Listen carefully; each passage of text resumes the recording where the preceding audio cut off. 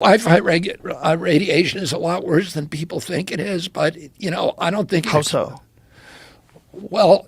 Wi-Fi radiation is does all kinds of bad things, including causing cancer. Wi-Fi radiation causes Yeah, from cancer. your cell phone. I mean, there's cell phone tumors. That. I mean, I'm representing hundreds of people who have cell phone tumors behind the ear. It's always on the ear that you favor with your cell phone. Oh, and we have the science. So if anybody lets us in front of a jury, it will be over. So what is the number? Because a lot of people use There's cell a lot of phones. people with it. They're glioblastomas. That's the kind of cancers that they get. But cancer's not the worst thing. They also, it opens up, Wi-Fi radiation opens up your blood-brain barrier. And so all these toxins that are in your body can now go into your brain. How does Wi-Fi radiation open up your blood-brain barrier? Yeah, now you're gone beyond my Okay. expertise. But what there are I'm going to use a number here, and you're going to think it's hyperbole, but it's not. There are tens of thousands of studies that show the horrendous danger of Wi-Fi radiation, and So this is Wi-Fi like that's in this room. yeah, we have Wi-Fi. it's Wi-Fi like routers. you should not be and you should not let your kids carry their cell phones on their breasts, particularly a woman, because they're associated with they shouldn't be holding them in the breast pocket. If you have to, put them in your butt pocket. You should not be having them near your head when you're sleeping. You need to get away, and you should never put one next to your head. You should always. I will never put this next to my head. I put it on. I put it on speakerphone or use earphones. But I won the case on this issue of suing FCC and FDA about it.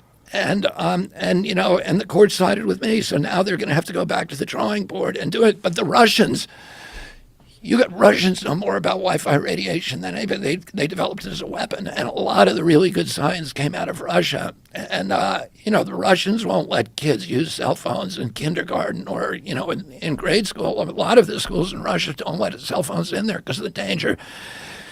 And the levels of radiation that they allow from cell phones is like 1/100th of what, and I don't know exactly what it is, so that's a number people shouldn't hold me to, but it is a tiny fraction of what we allow in this country.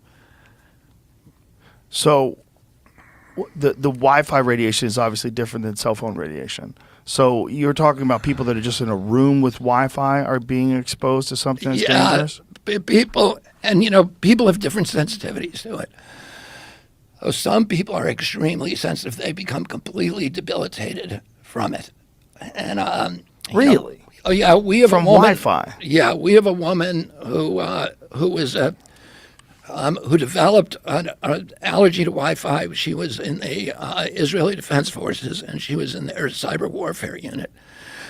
So she was in a room with it all the time, and suddenly she developed and she's a brilliant lawyer, and she's one of the leaders of in this movement to make sure that they don't put Wi-Fi antennas on elementary schools, which they're doing now. There's no control over where people put these antennas, and So what do you think Wi-Fi is doing to us since it's everywhere and since everyone's experiencing, including you?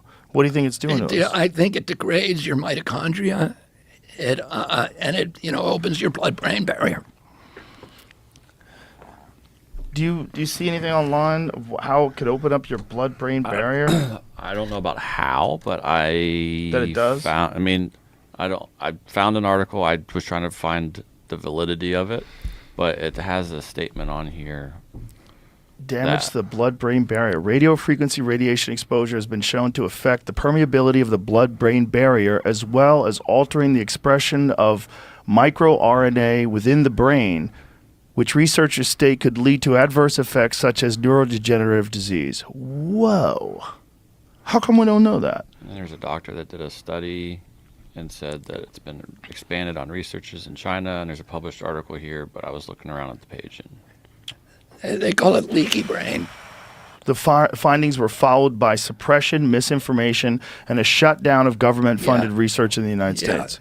It's the same play. Oh, we got to get rid of Wi-Fi. What the fuck, Jamie? I have a hard time with this pretty cool place. though. Yeah. Oh my God. That's Anyway, terrifying. but I'm not. I don't know. I can't tell you where the chronic disease epidemic. I think it's probably cumulative. There's a lot going on, There's so a it's lot not just one our culprit. kids are swimming around in a toxic soup, but we're now up to more than 54% of kids now have chronic disease, and I mean, one of the reasons I want to be president is to end that. Of NIH actually doing studies like this rather than suppressing them. And let's figure out what it is, why kids have chronic disease, and end it.